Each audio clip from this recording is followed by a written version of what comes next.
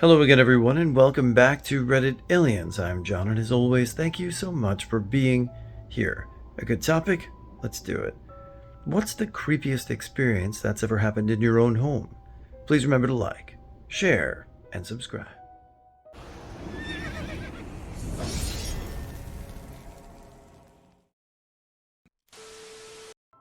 I live in a house with my girlfriend and another couple. I'm watching TV at around 2 a.m. in the living room.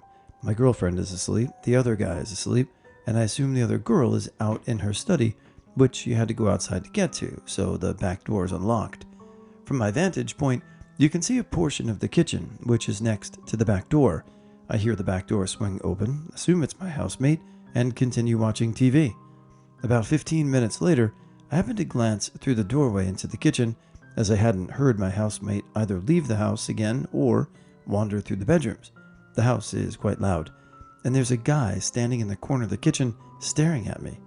He had a brown jacket on, dark eyes, and dark hair, and was clutching a bottle of Midori, shoulders slumped, staring at me.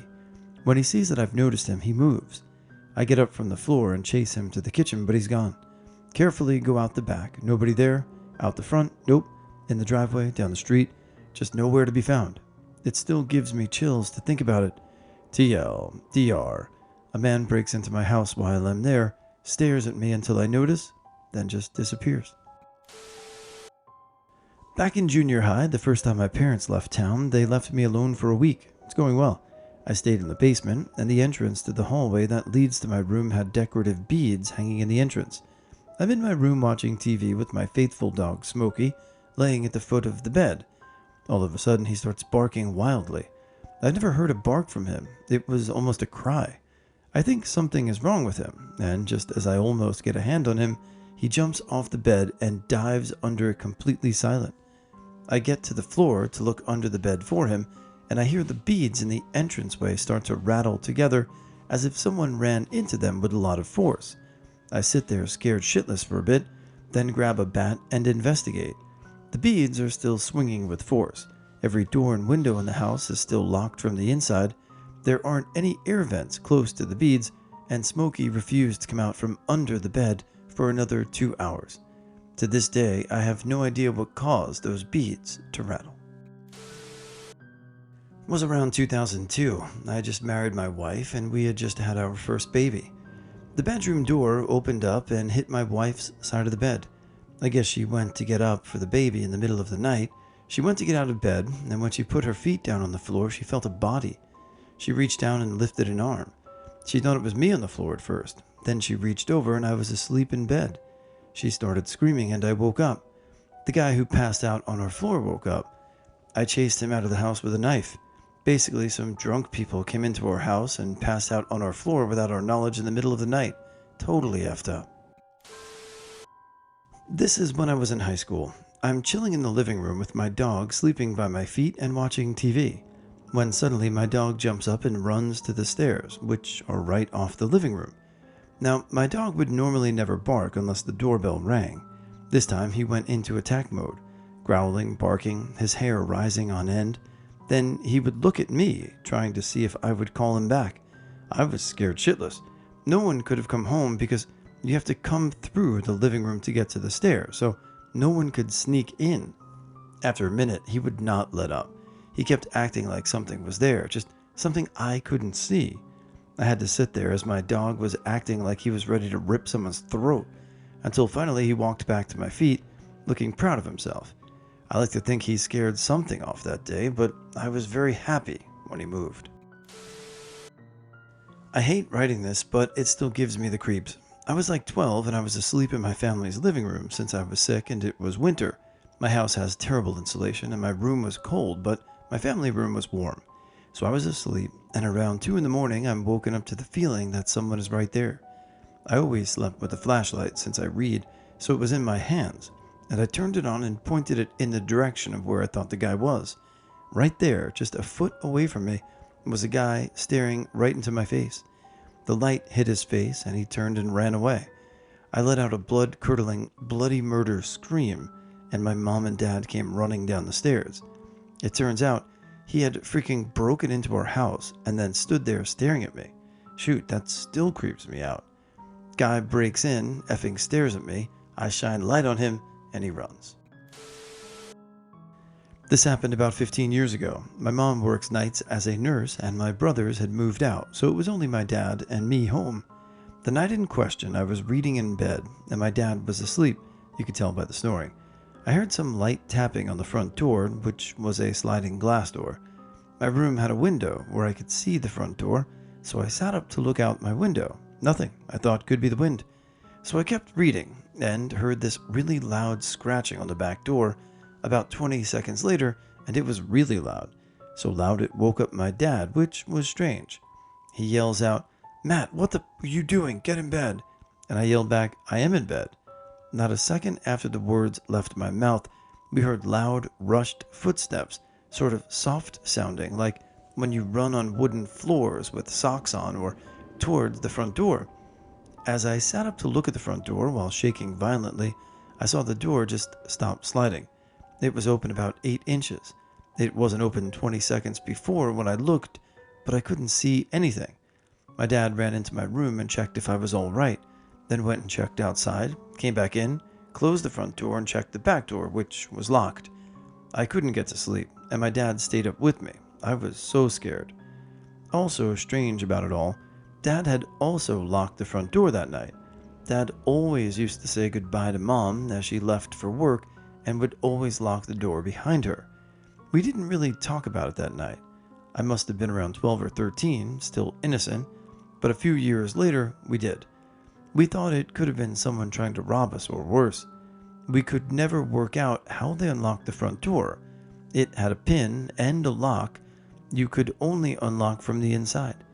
I tried to convince him it was a ghost, but he never took that.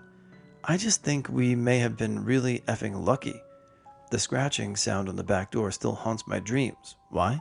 Why scratch on the back door or tap on the front door before entering? DR. Someone had broken into our house, and we were moments away from whatever they were going to do, or I think it may have been a ghost. I'm not sure why it would have run. I shouldn't have written this at 2 in the morning.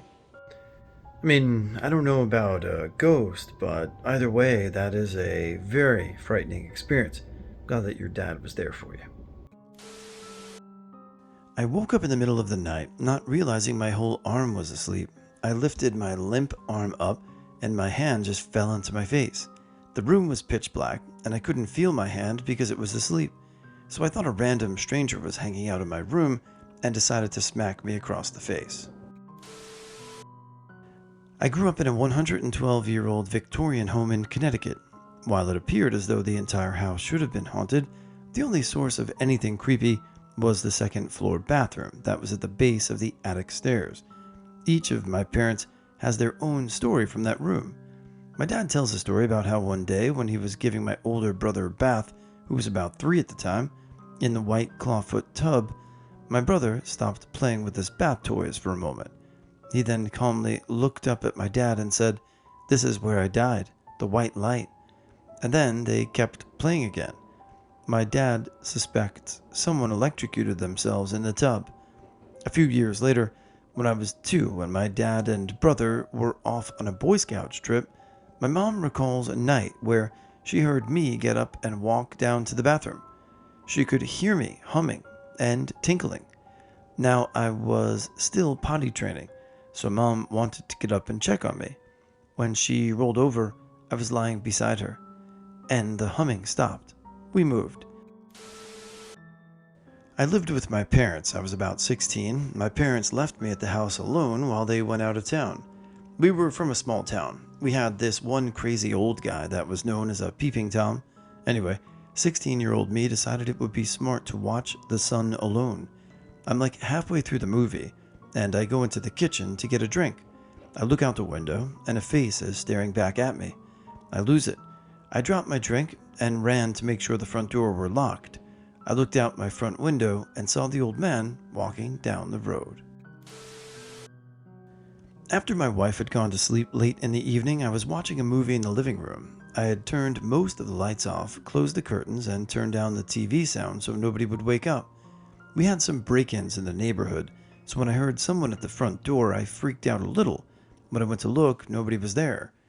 I went back into my seat and almost nodded off when I heard the door handle on the garden door move only a meter away from my chair. I walked to the window next to the door to peek out and saw three guys at the door with ski masks on, and one of them had a crowbar in his hand. As soon as they saw me, they bolted out of the garden over the fence.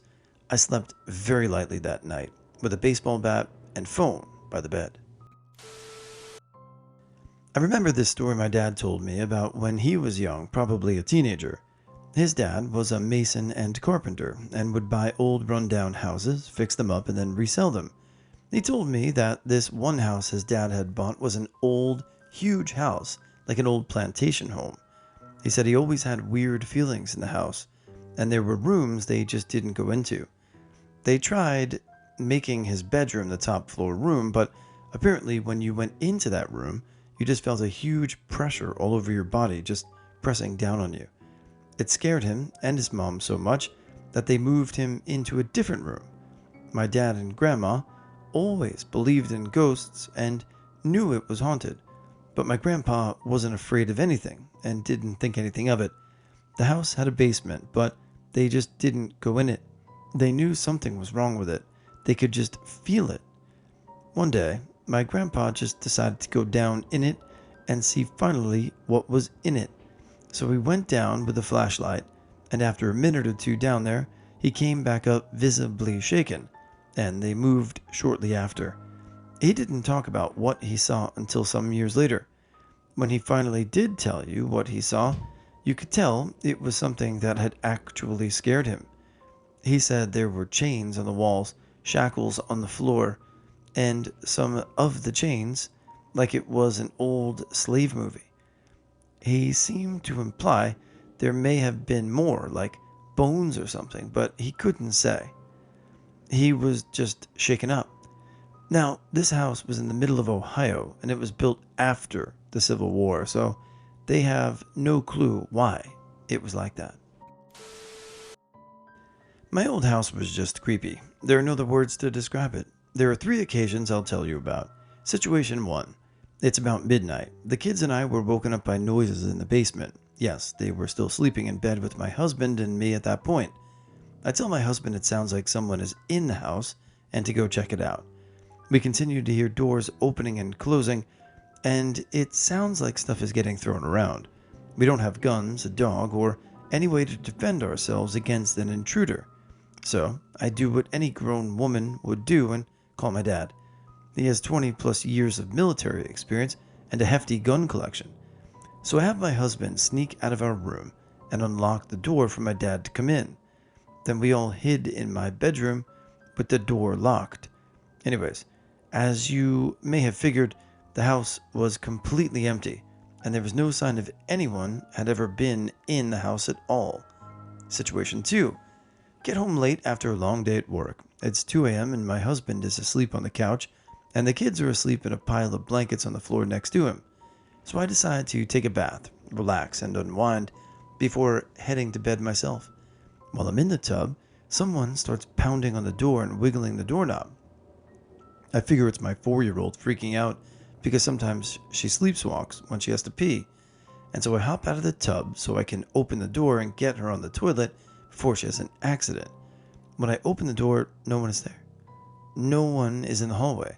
I grab my towel and walk to the living room, and everyone is still right where I left them, all still asleep. Situation 3. It's bedtime again. I'm sitting in bed talking to my daughter, getting her ready for sleep. All of a sudden, she starts crying hysterically and hiding from me. Was she hurt? What the hell was wrong? Does she need to go to the ER? I was worried, and she wouldn't tell me what was wrong, but she was terrified of something. Finally, she looks up at me and says, "He's standing right there," and points to an empty corner. Who's standing right there? The man with no eyes. A few years ago, I was living in a house with my brother and 4 or 5 other people. He had just finished his shift at Applebee's and got home around 2 a.m. No one else was in the house. We'd all gone out drinking, so he was alone in a dark 100-year-old house. He put his iPod into the speaker and dock and went into the kitchen to get a drink. Suddenly he hears a noise. It's a low, not quite growling sound, but definitely organic. It stops. He hears it again, this time higher in pitch, with the sound fluctuating slightly.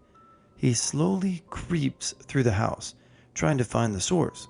Every couple of seconds, there would be another long, drawn-out noise, sometimes low-pitched, sometimes high-pitched.